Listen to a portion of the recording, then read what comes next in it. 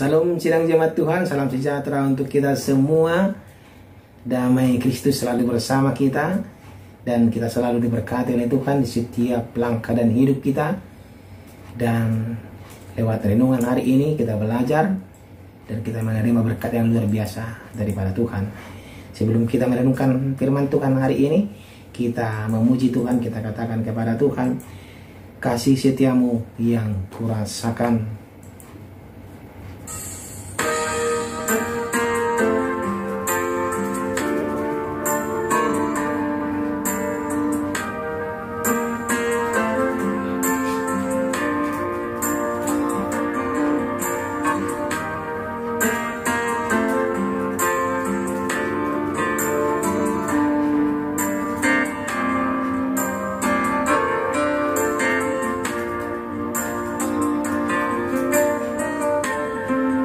Di setiamu yang kurasakan lebih tinggi dari langit biru. Kebaikanmu yang telah kau nyatakan lebih dalam dari lautan. Berkat-Mu yang telah ku terima sempat membuatku terpesona. Apa yang tak pernah ku pikirkan, itu yang Kau sediakan bagiku. Siapakah ku ini Tuhan, jadi biji mata-Mu. Dengan apakah ku balas Tuhan, selain puji dan sembahkan. Amin. Firman Tuhan hari ini dari kitab Ratapan pasal 4 ayat 11 sampai ayat 22. Demikian firman Tuhan. Tuhan melepaskan segenap amarahnya, mencurahkan murkanya yang menyala-nyala dan menyalakan api di Sion yang memakan dasar-dasarnya. Tidak percaya raja-raja di bumi pun seluruh penduduk dunia bahwa lawan dan seteru dapat masuk ke dalam gapura Yerusalem. Hal itu terjadi oleh sebab dosa nabi-nabinya dan kedurjanaan imam-imamnya yang di tengah-tengahnya mencurahkan darah orang yang tidak bersalah. Mereka terhuyung-huyung seperti orang buta di jalan-jalan, cemar oleh darah, sehingga orang tak dapat menyentuh pakaian mereka. Singkir, najis, kata orang kepada mereka. Singkir, singkir, jangan sentuh. Lalu mereka lari dan menggembara. Maka berkatalah bangsa-bangsa, mereka tak boleh tinggal lebih lama di sini. Tuhan sendiri mencerai-beraikan mereka. Tak mau lagi Ia memandang mereka. Para imam tidak mereka hormati, dan orang-orang tua tidak mereka kasihani. Selalu mata kami merindukan pertolongan, tetapi sia-sia. Dari menara penjagaan kami menanti-nantikan suatu bangsa yang tak dapat menolong. Mereka mengintai langkah-langkah kami, sehingga kami tak dapat berjalan di lapangan-lapangan kami.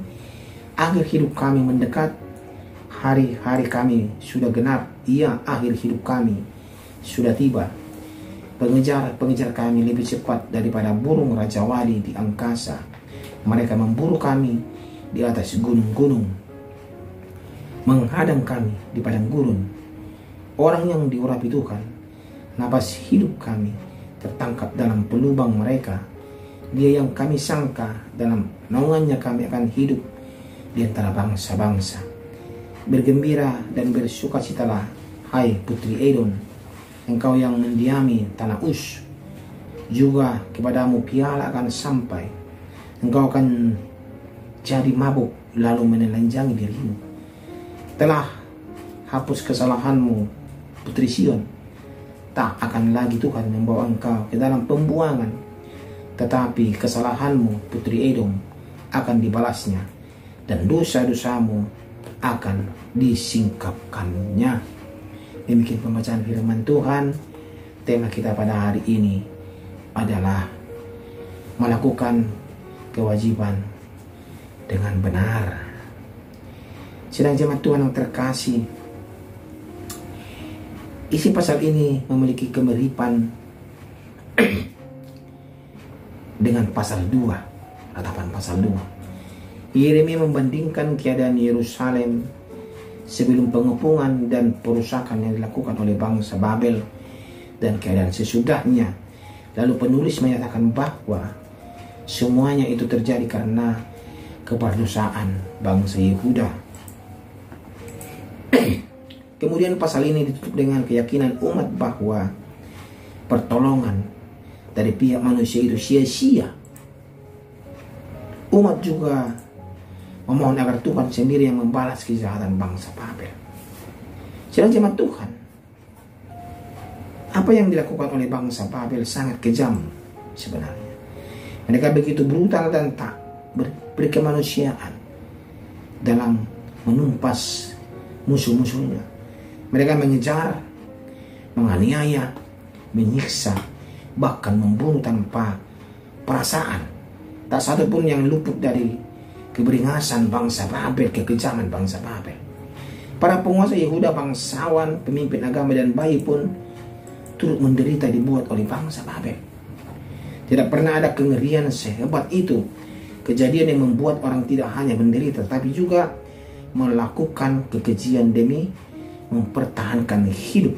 Karena itu Yeremia bernubuat lebih bahagia mereka yang gugur karena pedang. Kekejian orang-orang Babel membuat mereka tidak menghormati para pemimpin agama. Yeremia mengatakan bahwa semua itu bukan karena semata kekejian mereka, tetapi juga berbagai dosa yang dilakukan oleh para nabi palsu. Mereka sepatutnya bernubuat dan menyampaikan kebenaran dan keadilan Tuhan, namun mereka tidak melakukannya. Mereka tidak melakukan sesuai dengan kewajiban mereka sebagai daripada pelayan di rumah Tuhan. Ya. Mereka bernubuat palsu. Ini disebabkan karena mata hati dan mulut mereka telah dijelaji, istilahnya ditutupi oleh kekayaan dan kemewahan hidup. Mereka juga menjerumuskan bangsa Yehuda hidup dalam keberdosaan. Kini mereka pun merasakan dampak negatif yang merusak mereka. Tidak hanya menjadi, tetapi harga diri juga turut terkoyak-koyak karena bangsa yang lain tahu bahwa orang-orang Israel itu adalah orang umat pilihan Tuhan yang diurapi dan mereka diberkati sepanjang masa. Tapi di sini mereka dihancurkan oleh bangsa Babel. Ya, kita lihat jemaat Tuhan. Ini adalah keberdosaan yang dilakukan oleh para imam-imam. Mereka tidak melakukan kewajibannya dengan baik. Mereka hanya mementingkan kekayaan dan harta.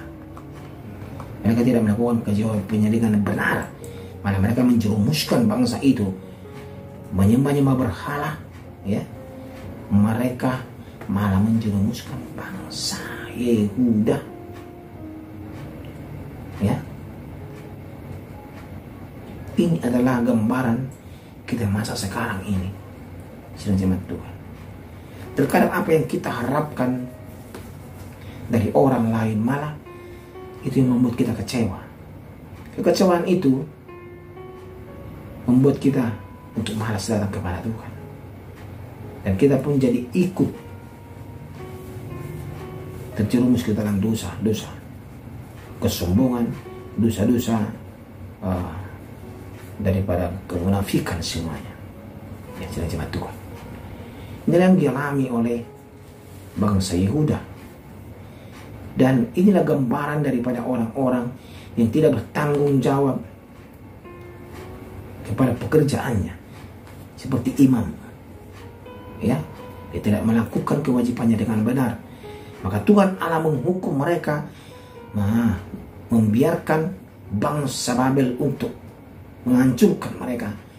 Lewat bangsa Babel mereka akan dihukum, mereka akan dibuang, dan mereka akan merasakan bagaimana sakitnya menjadi budak. Karena Tuhan Allah sudah memberikan kesempatan kepada bangsa Yehuda untuk bertobat, tetapi mereka tidak mau bertobat. Dan kepada kita pun jemaat Tuhan, Tuhan Allah sudah memberikan kita kesempatan. Terus kita diberikan kesempatan, ya. Akan tetapi kita tidak bisa dan kita tidak melakukan kewajiban kita dengan benar, ya. Malah kita malas, malah kita menganggap itu tidak penting, ya.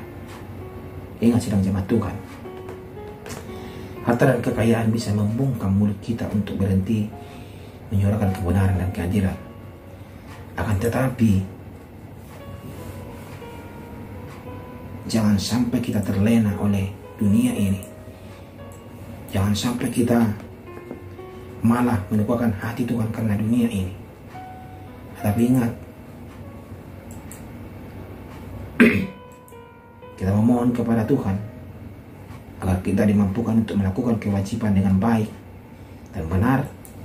Berdoa agar kita mengedepankan kehendak Tuhan melalui hidup dan pelayanan kita. Kewajiban-kewajiban kita lakukan agar kita diberkati oleh Tuhan. Dan kita belajar dari firman Tuhan ini bahwa perbuatan-perbuatan kita yang menyimpang itu akan membuat Tuhan murka, dan kita akan dihukum oleh Tuhan kalau kita tidak mau kembali kepada Tuhan dan mengakui kesalahan kita di hadapannya. Sidang jemaat Tuhan, lakukan kewajiban kita dengan benar, jangan menyimpang daripada jalan Tuhan, dan pengharapan yang pasti hanya di jalan Tuhan, di dalam Tuhan Yesus Kristus. Amin. Kita berdoa, terima kasih ya Tuhan untuk firman hari ini yang mengajari kami bagaimana bangsa Yehuda dihukum oleh Tuhan Allah bicarakan kepada bangsa Babel karena pemimpin mereka tidak melakukan kewajiban mereka dengan benar, termasuk imam mereka. Kami mau ya Tuhan lewat ini belajar bahwa kami tidak mau seperti itu, dan kami mau melakukan sesuai dengan seluruh kehendak daripada Tuhan. Dalam nama Tuhan Yesus kami berdoa. Amin. Siapakah aku ini, Tuhan? Jadi biji matamu, dengan apakah ku balas Tuhan, selain puji dan sembah.